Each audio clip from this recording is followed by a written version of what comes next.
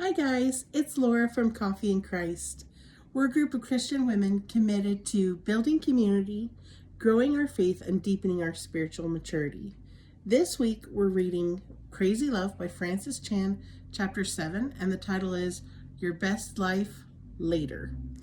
So let's just dig right in.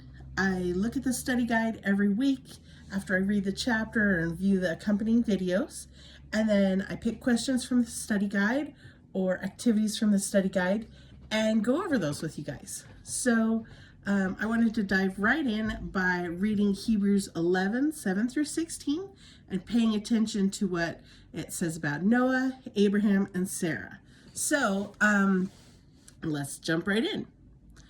By faith, Noah, being warned by God about things not yet seen, in reverence prepared an ark for the salvation of his household, by which he condemned the world and became an heir of the righteousness which is according to faith. By faith, Abraham, when he was called, obeyed by going out to a place which he was to receive for an inheritance, and he left, not knowing where he was going. By faith he lived as a stranger in the land of promise, as in a foreign land, living in tents with Isaac and Jacob, fellow heirs of the same promise. For he was looking for the city which has foundations, whose architect and builder is God.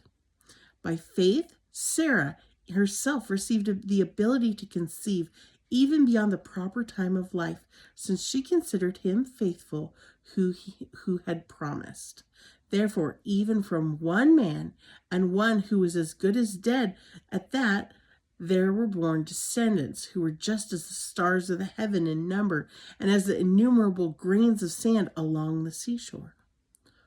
All these died in faith, without receiving the promises, but having seen and welcomed them from a distance, and having confessed that they were strangers and exiles on the earth.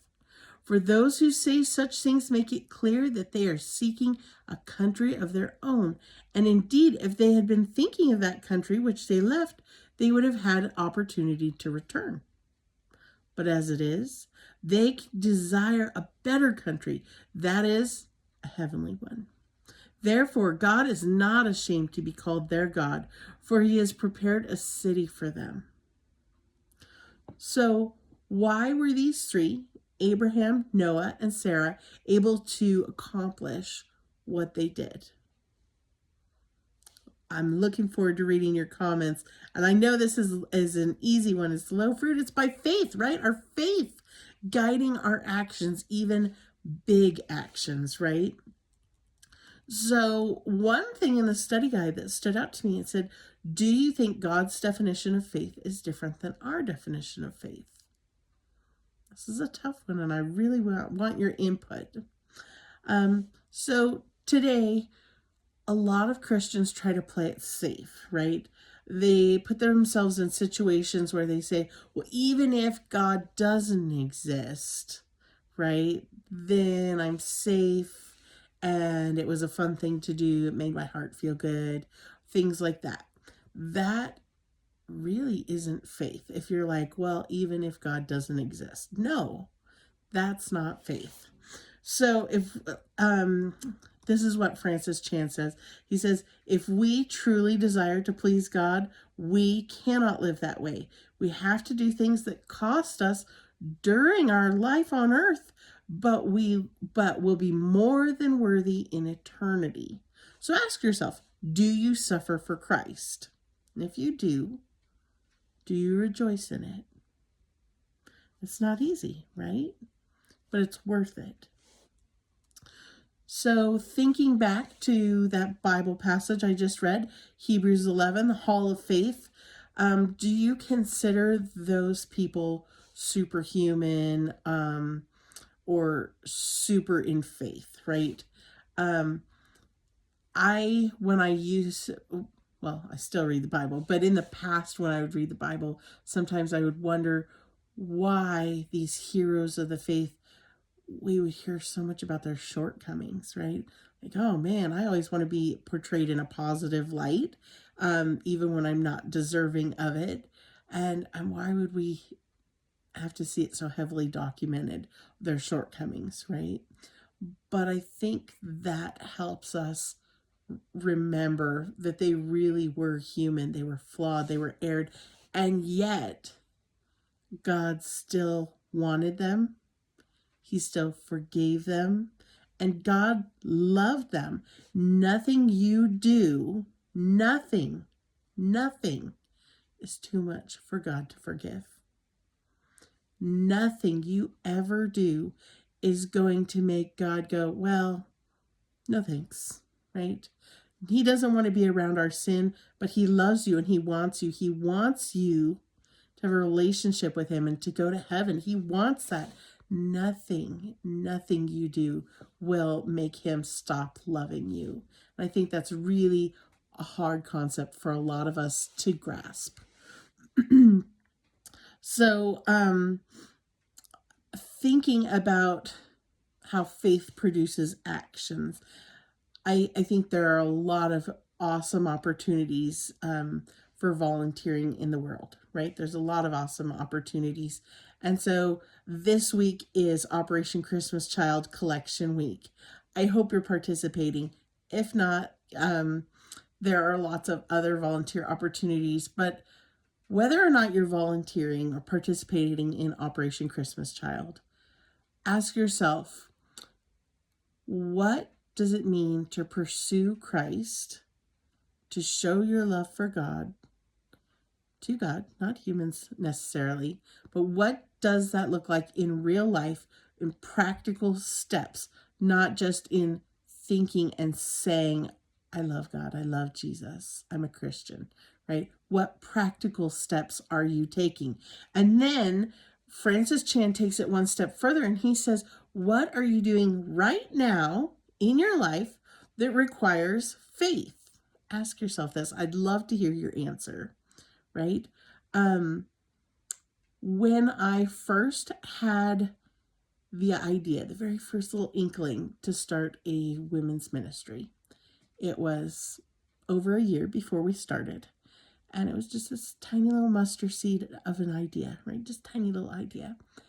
And, you know, I talked to friends and I prayed and I brainstormed and researched and pinned on my Pinterest boards and did all these things thinking about what it would look like.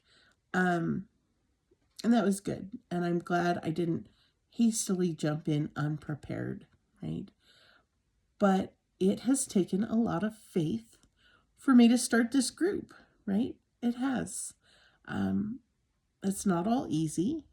There's a lot of behind the scene things that I'm doing and learning, right? Like I'm learning web design. I've never really pursued that. And I'm enjoying it. I'm creating a website for us. I'm putting in financial investment and praying heavily for leading and just logistical things coming together and trying to follow God through the process. And starting this group and engaging this group has been a huge act of faith for me. It's been really scary at times. I'm enjoying it so much. I love you guys and I love this group and it's really exciting, but it's also really scary. So I think about this often in relation to this particular group. I think about Philippians 4:13. 4:13, I can do all things through Christ who strengthens me. But when I read it, I think, through God, I can do big, scary things, right? Big, scary things that I never dreamed I would do, right? I never dreamed I would put myself out there on the internet in video. I know there are trolls out there, and at some point, maybe even soon, people might critique me, what I say, how I say it, how I look, right? My insecurities just bubble up to the top, but I have faith that God is leading me to do this ministry and leading me through how to do it and do it well. So I'm open to your feedback. I'm open to the Spirit's leading. I want this ministry to glorify God and connect women. We're building community. We're growing our faith. We're deepening our spiritual maturity. It's not easy, but it's worth it. It's worth it. just like this chapter talks about. I hope you're enjoying this book by Francis Chan, Crazy Love. I'm enjoying it. My husband, he's so sweet. He asked me the other day, he said, how can I support you in this ministry? And I love that he asked that, right? Because I have lots of things I could use help with in this. And so one of the things is he said, I want to read the book too. I know I'm not part of the group. He's a man, right? And in general, he's not on social media, but he is reading the book along with us. So I ordered a copy for him, and he and I talk about it and engage about it. And it's been really cool, just connecting in that way and feeling supported and loved by him. So I just hope you're enjoying it as much as me. I'm really looking forward to the next book that we'll be studying. I can't wait to announce it soon. I've been researching, vetting different books, making sure I find a good fit for our group. I love you. I hope you are passionately pursuing Christ this week, right? Ask yourself, what am I doing right now that requires faith? If the answer is nothing, what can you do immediately? What steps can you take to passionately pursue Christ? And if you're at a loss, that's okay. Reach out to me, reach out to members of the group. I would love to talk to you about the opportunities God has for you, right? His big plans, good plans. I love you guys. Have a great day, and I'll talk to you soon.